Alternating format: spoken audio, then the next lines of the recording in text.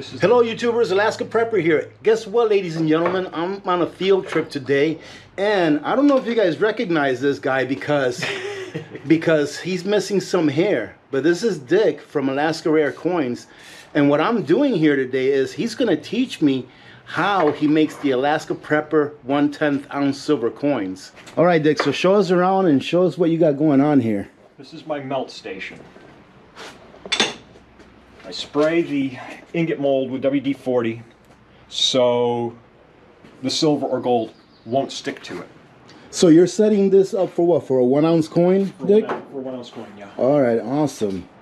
Now, what's the easiest coin that you make? Is that 10th ounce that you make? The 10th ounce is the easiest because the ingot that I pour is just barely wider than the coin. Okay. And putting it through the rolling mill, the wider the ingot you put through the rolling mill, the more work it is. Okay. Yeah. So then you do each coin individually? I put an ingot through the rolling mill. Oh, okay. And I punch out the blanks. Oh, I see. So you flatten it out. I already have some ingots prepared. Okay. So I'm not going to pour a 10th ounce ingot out here today. Are you going to show us this with the 1 ounce that you're doing though? Oh, awesome. That's going to be great. Now, all of this stuff that you have here, is this stuff that you like made yourself to do it, or did you like purchase it? Well, the ingot molds and the crucibles and stuff I purchased, but everything else you see there came from the recycle platform. Okay, well, I can see that. Look at that, ladies and gentlemen. That's called recycling right there. We've got a range hood from a kitchen. This looks like it came from the 70s. So it's getting its use. And then I obviously had to buy my propane tank and my oxygen tank. All right. Oh, so you mix propane with oxygen. Yep. Okay. Should even turn that off all the way last. Now, ladies and gentlemen, if anyone is watching this and you're thinking about doing this, make sure that you do your own research and then don't go blowing up your garage. Okay? Yeah, we try not to do that. This is for entertainment purposes only. I don't want someone going out there and blowing up their garage and then saying it was Dick's fault, because if you blame me, I'll blame it on Dick. This is scrap silver that I've already melted. Okay. And you can see the round edges there. Oh, so those are like the pieces. These are the leftover pieces from other stuff. Yeah. I don't know that you necessarily need this for silver, but you need it for gold. But oh, really? We're going to use it today. Yeah. Okay. Well, we're gonna put on the mask, ladies and gentlemen, to be safe. All right, ladies and gentlemen, get ready. Problem. We get over it.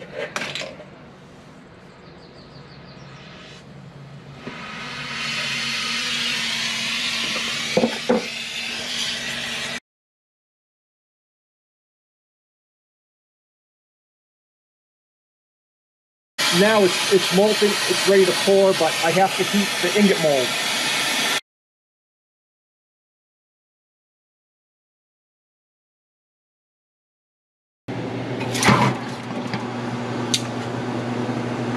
Now, does gold melt faster than silver or slower than silver?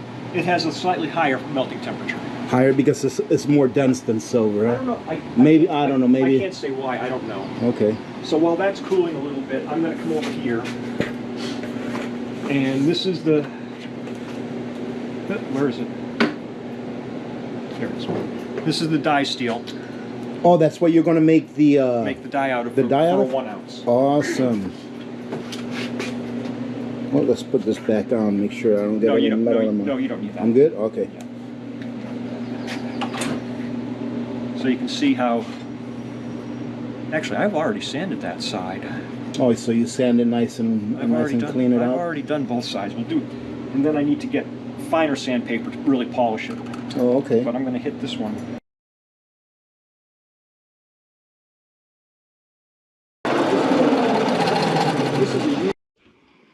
All right, so now we are in the basement of the house, ladies and gentlemen, and this is where the real magic happens. These don't always work. Well, let's see what happens.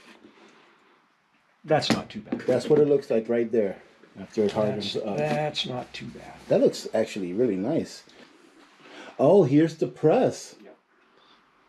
See, ladies and gentlemen, for those of you that ask, well, why does it have such a high premium? This is why. You see all of the stuff that Dick had to get just to make a small coin.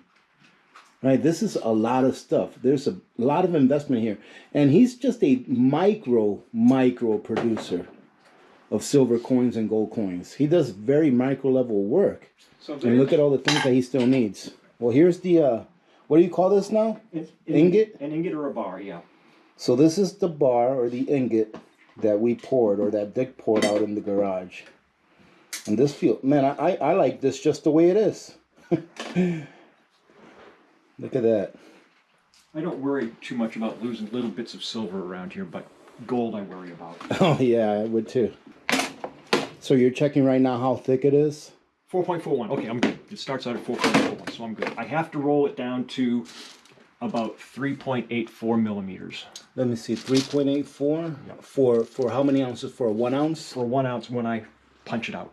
Okay, so 3.84 millimeters, and then you have a certain diameter? Yeah. Okay. And I've got a disc cutter. Okay, so when you combine the thickness with the diameter of the coin, that tells you that it's going to be a 1 ounce coin, roughly. Okay. Oh, this is the roller. Yeah. So ladies and gentlemen, what this is going to do is going to go ahead and flatten out that ingot to the desired thickness. Look at that.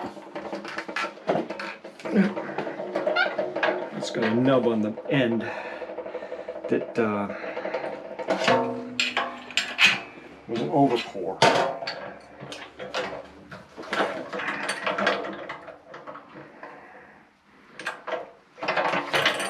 This is almost like making pasta,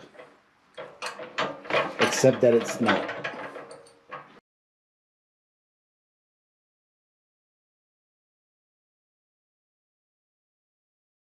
You see how much it takes to do that. Yeah, it does. Okay, that's a lot of work. So look at how that smoothed it out, though. Look at how nice and smooth the sides are. Now we're going to cut out the rounds, or the round. Well, there will be. Yeah, I'm only going to get one out of this, I think. Wow, look at that. If I had filled up the ingot mold, I know I could have got 2 out of it. I am really curious to see what weight it comes out at when you stamp it. It's going to be a little heavy. Oh, that's nice. A little heavy is always nice. Just a little bit heavy.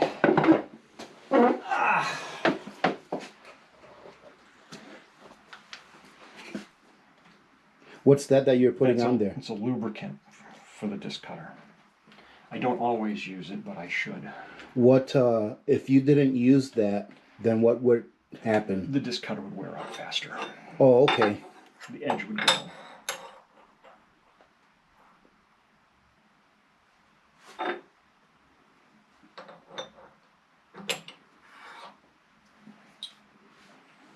Ladies and gentlemen, please leave a comment down below and say thank you very much to Dick for taking the time to do this.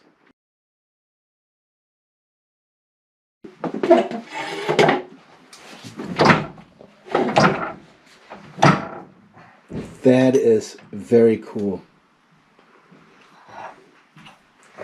Look at that. Can I see it? Yep. Is it hot? No. Oh no. Now that, ladies and gentlemen, that's cool. Now, I want you to continue to acknowledge all of the work that it's taken so far just to get to this point. I don't have quite enough on that. If I'd had more silver to work with, I could have punched 2 out of that. So that one goes in the scrap, and then you remelt it, or maybe you use it for a different coin. I am not putting the energy into rolling this down to the thickness I need when I can start with something thin. Dog. So,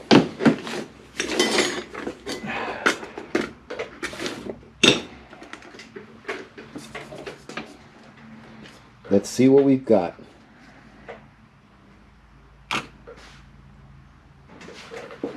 Look at that. That's 1 ounce. It's better to be lucky than good. Can you put it on grams? See how close we are? Oh, look at that. It's just over. It's 31.49 or what is it? 49, yeah. 49, yeah. So we're at 31.49, ladies and gentlemen. So we're about 0.30 over in grams, what we need for an ounce. So that's good to go. That's pretty impressive how very close that came out. And it's all trial, you know, really when I'm doing something new, it's all trial and error. That is really cool. I've got some calculations in my book that help me get a starting point. But like I said, it's trial and error. So are you gonna put a stamp on this one? No, I'm going to leave this one for now. Okay. I'll save that for now. You can see Do you have something that you can put a stamp on that way we can see how you do it? Oh yes. It could just be a piece of scrap. You can make your own tokens. I have. Oh, so you can sell me the blanks? We can make your tokens. Oh, we can make some Alaska Prepper tokens here. Let's go ahead and do some then. Now these have already been annealed. What does that mean? Heating when you work with metal, at least gold and silver, I don't know about the rest of it, it work hardens. Rolling it through the rolling mill work hardens. Oh, okay. This was a short piece. If I had a full piece and if I were rolling it down a lot further, the ingot might take on an S shape or it may just curve. And when it gets to that point, it's real hard going through the rolling mill. Okay. So then I would take it out to the garage, heat it to glowing, anneal it. That would soften it, and it'd be like butter going through the rolling mill again for 5 or 6 or 10 rolls. There's the original 10th ounce, the thickness. Okay. Yeah. So, wow. Yeah. So we are going to make some Alaska Prepper coins here, ladies and gentlemen. Okay, so very simply, get them lined up the way I want them. Oh, that's the bottom right there, so that one there, and I've got a line that helps me line them up. And then the handyman's secret weapon. You do it right there on the desk? Well, I prepare it. Oh, okay. I was going to say you're going to smack it right there. All right, a little bit of duct tape. Wow, for each coin you have to do this right here. Yep. Wow. Look at that. That is cool. Now we're going to press it. Oh, that is so cool.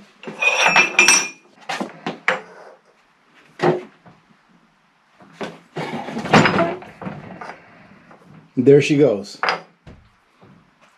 All right, let's take a look at this. And it expands. Oh, look at that, and it expanded.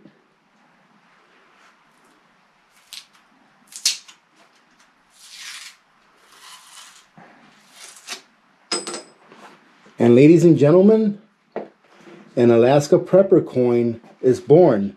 Look at that. I am just like giddy right now. That is so cool. Oh, can we check the weight on the one that you just did? Yep. Oh, here's the little one right here that we just did. Okay, it should weigh 48 grains or more. Oh, you have it on grains? Yep. Oh, look at that, 48.4. Yep. There you go, ladies and gentlemen. Now you know you're getting a full 10th ounce of silver. 48.8. Oh, 48.8. Someone's getting a deal. Someone's getting an extra deal on that extra 4 grains. Ladies and gentlemen, Dick was gracious enough to allow me to press a few Alaska Prepper coins myself. If you leave a comment under the description of this video, you will be entered to win one. I will announce the winner on this Friday's live stream, but you must be a resident of the United States in order to win one. I want to thank Dick very much for allowing me to do this and for showing all of us how much work actually goes into making one of these cool little coins.